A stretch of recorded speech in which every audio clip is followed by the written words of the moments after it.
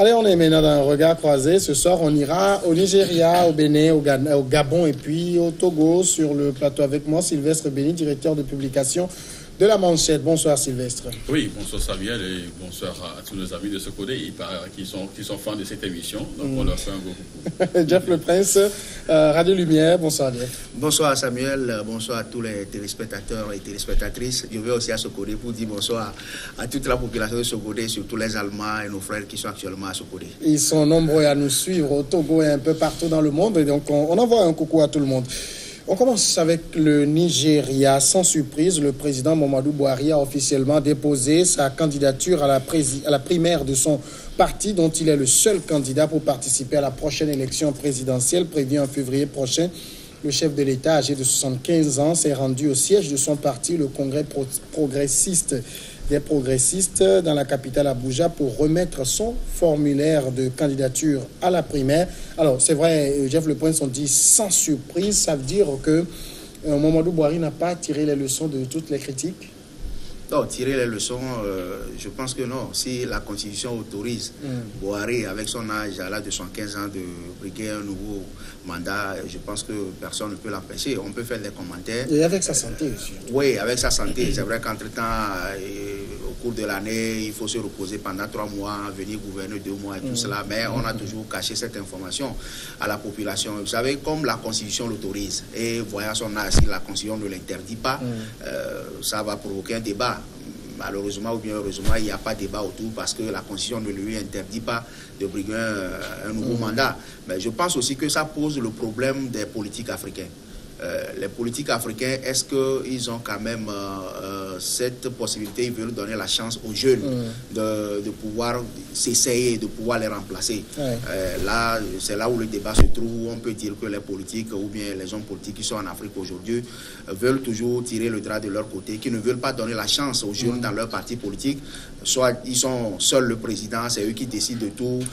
Seul Dieu va quand même les appeler un jour, et c'est en ce moment qu'ils vont laisser le parti politique. Mais j'ai comme l'impression que quand les jeunes suivent ces politiques n'ont pas confiance pour dire au moins vous avez fait avec nous pendant 10 ans, pendant 15 ans. Il faut donner quand même la chance à la jeunesse dans son parti politique de pouvoir essayer ce qu'on peut faire pour donner un nouveau souffle à son parti politique. Malheureusement, même à 90 ans, les gens tiennent toujours au pouvoir. C'est ce que nous constatons. Tout compte fait, comme je l'ai dit au départ, la Constitution ne lui interdit pas.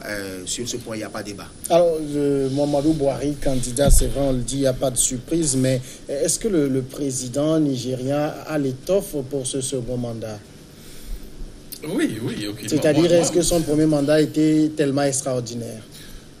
Non, vous savez, il faut faire la part des choses. Vous savez, Muhammadu Buhari est arrivé à un moment où, du moins, la principale manne financière du pays, le pétrole, a drastiquement, considérablement chuté.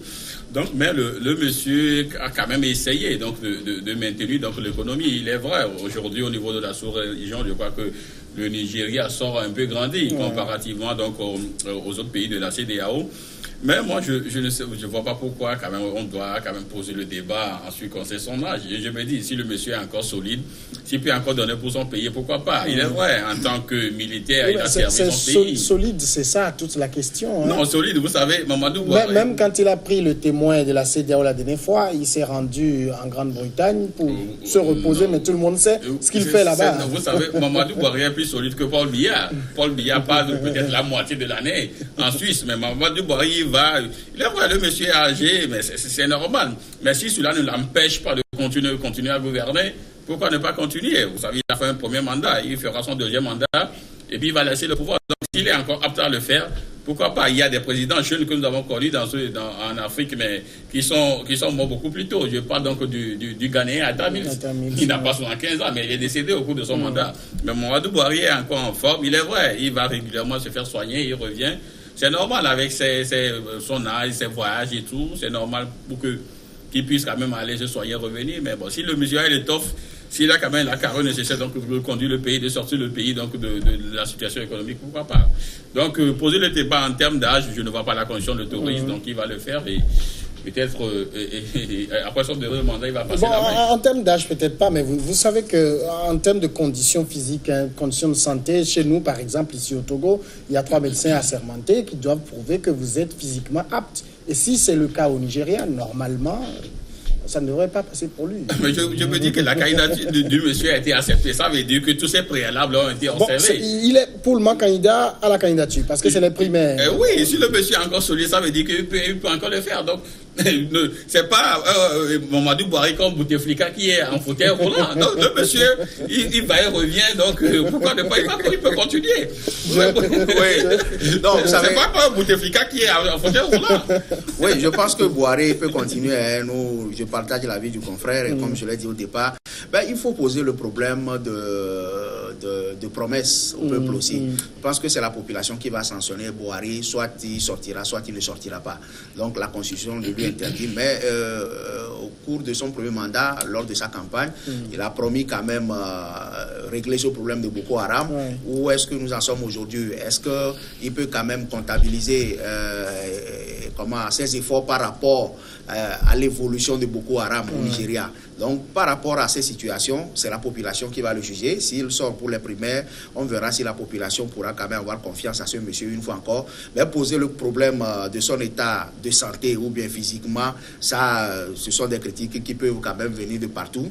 Mais si la personne dit « je peux le faire », alors, je sais que tu ne partages pas cet avis parce que la manière dont tu poses la question, mais Bouhari qui se dit je suis prêt, je suis apte à faire le travail, un militaire ne peut pas tomber les armes à la main ou bien l'arme à la main.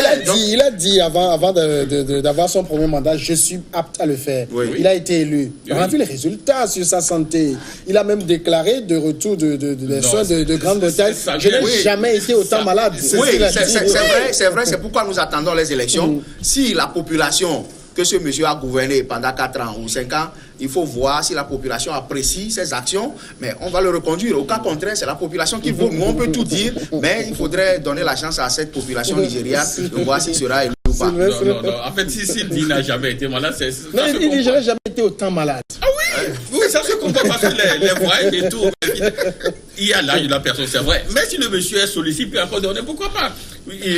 Jeff a soulevé un point très important tout à l'heure parce que au début donc du moins de son mandat, il avait, pendant beaucoup donc de la campagne, il avait soulevé le problème de Boko Haram. Et on a vu qu'aujourd'hui, il y a quand même une nette différence entre ce qui se faisait avant lui. Parce que Goodluck Jonathan, c'est là où il y avait quand même Boko Haram était même aux portes même d'Abuja. Mais aujourd'hui, je crois qu'avec Bouhari, Boko Haram est en déroute totale. Même hier, ils ont encore... l'armée nigériane a encore fait subir donc, beaucoup de... Une attaque de Boko Haram. Voilà, donc aujourd'hui, je crois que le monsieur a considérablement fait reculer Boko Haram. Et là, je doute fort que Mamadou Bouhari ne passe pas. Il va encore passer pour un second mandat. Et bon, peut-être il y a quand même un risque parce que c'est vrai qu'il est candidat aux primaires et le seul d'ailleurs en liste pour le moment. Mais il y a eu beaucoup de désertions dans son camp, des gens qui critiquent amèrement son bilan. Non, vous savez, quand tu es jeune et que tu veux aussi et peut-être accéder au trône, il faudrait quand même que tu le prouves. Il y a des jeunes, Jeff l'a soulevé tout à l'heure, qu'il faut passer la main aux jeunes. Il est vrai, quand tu es jeune, tu n'arrives pas quand même à imposer ta vision, tu n'arrives pas à t'imposer aux autres. C'est là où nous voyons souvent ces désertions-là. Donc, ils veulent quand même peut-être aller créer de micro-partis. Ils ont rejoint l'opposition carrément, le PDP. Vous verrez que ce sont des gens qui ne vont pas prospérer parce que il est vrai aussi que Bouhari aussi a lutté contre la corruption. Ça, c'est également un phénomène à soulever. Et parmi ces groupes, il y a beaucoup qui ne trouvent plus la manne ou l'argent comme autant de Goodluck Jonathan. Donc, c'est normal que les gens ne partagent pas, ne l'aiment pas. Et puis, finalement, ce sont ces premiers-là à déserter. Mais vous verrez qu'ils ne vont pas prospérer. Ils vont rejoindre l'opposition. Ils vont quand même faire beaucoup de bruit, mais bon, pour rien finalement. Alors, le même phénomène s'est produit du moment où Goodluck Jonathan se présentait pour être élu au second mandat. Beaucoup de désertions dans son camp. Pour rejoindre Bouhari, Bouhari s'est fait élire. Aujourd'hui, beaucoup de désertions dans le camp de Bouhari qui rejoignent le PDP. Est-ce que le phénomène ne risque pas de se répéter? Non, c'est le jeu politique. C'est le jeu politique. Vous savez, la jeunesse africaine aujourd'hui, si cette jeunesse ne donne pas, quand même, ne prouve pas qu'elle est à même de pouvoir prendre le pouvoir, qu'elle est à même de pouvoir représenter valablement un politique dans son parti politique, je pense que là, on ne fait pas confiance à cette jeunesse. Au même moment, il faut dire aussi que c'est le revers de la médaille, comme ça s'est passé, tu l'as dit tout à l'heure. Donc, on est en train d'assister au même phénomène. Parce qu'en Afrique, le problème qui se pose souvent, c'est ces jeunes qui sont prêts à quitter le parti du vieux ou bien du doyen pour pouvoir créer des partis, des particules, si je peux le dire ainsi, justement pour se faire voir. Et là, est-ce qu'on a les couilles solides pour pouvoir conduire un parti politique? Donc, si on ne l'a pas, je pense que ça ne vaut pas la peine, parce qu'au Nigeria, au moins la démocratie y est, la limitation de mandat. Sont quand même des poids lourds, hein, le président du Sénat, Boukoya, qui l'a quitté. Il y a beaucoup de personnages. Non, tant mieux. Tant mieux. Je dis, est-ce que c'est la voix de ceux-là qui compte? C'est la voix de la population. Si au primaire, ils peuvent orienter les votes. Si les primaires, les gens ont peur de pouvoir poser ou bien déposer leur candidature pour affronter Boari, ça veut dire que quelque part il y a déjà un problème. Ils ont peur du monsieur, c'est un titan. Donc quelque part on attend de voir si la population va quand même donner la chance à Boari de briguer un second mandat. Alors il y a aussi au Nigeria un problème qui a été soulevé, c'est que Mamadou Boari, on espérait qu'il puisse réduire la caution pour prendre part aux primaires, parce qu'au moment où lui-même devait participer à cette première primaire et être élu président, la caution était tellement élevée qu'il a dû contracter un prêt bancaire. Aujourd'hui, la caution a encore été plus élevée et il ne dit pas un seul mot. Et il faudrait que les autres aillent aussi contracter un prêt. Vous savez, le jeu politique, chacun tire le droit de son côté. Ouais, donc peut-être que c'est par là que lui aussi il va essayer de coincer les autres. Donc c'est le jeu politique, c'est normal. S'ils veulent également y être, il faudrait qu'il y ait également. La politique de l'argent, c'est malsain aussi. Non, c'est pas ça devient. Mais tu m'as dit, tu me disais tout à l'heure que le monsieur a contracté un prêt pour être là. Qu'est-ce qui empêche les autres également de le faire? Rien ne les empêche. Donc s'ils veulent également être à la hauteur, donc il faudrait également qu'ils contractent un prêt. C'est la politique, il y a quand même ces petits jeux-là pour faire éliminer l'adversaire direct et tout. Donc on ne peut pas quand même refuser cela. Donc aussi, quitte aux autres également, peut-être si ils peuvent quand même se coaliser et là trouver peut-être la main nécessaire et prendre un candidat unique, pourquoi pas. Donc difficile en Afrique. C'est également une option et c'est difficile en Afrique. Donc là, je crois que la voie est balisée pour Boari quand même. Si toutes ces personnes sont éliminées, je crois qu'il a le blocage pour un second mandat. Non, petit à petit, le problème de caution, c'est comme si ça va prendre un peu en Afrique. C'est ce que nous sommes en train de constater. Quand le Bénin a déjà pris les dispositions pour empêcher, vous voyez, le Bénin, c'est les hommes politiques qui viennent au pouvoir. C'est après avoir eu le pouvoir qu'ils créent leur parti politique. Ce qui est arrivé à Jaï Boni, après à Javon, et bon, à Javon aussi, et l'autre qui est là aujourd'hui, Talon qui est là. Mais il a monté la caution. C'est-à-dire, si tu as les moyens, tu poses ta candidature. Aujourd'hui, on est en train de crier sur Talon que les réformes qu'il est en train de faire, etc., ce n'est pas bien, mais le monsieur, il est là.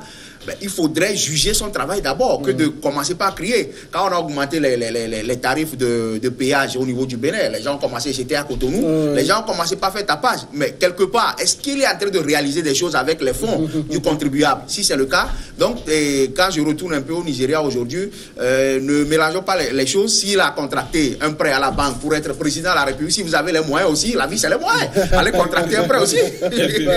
D'accord, on va marquer la première pause et puis après ce sera le Bénin.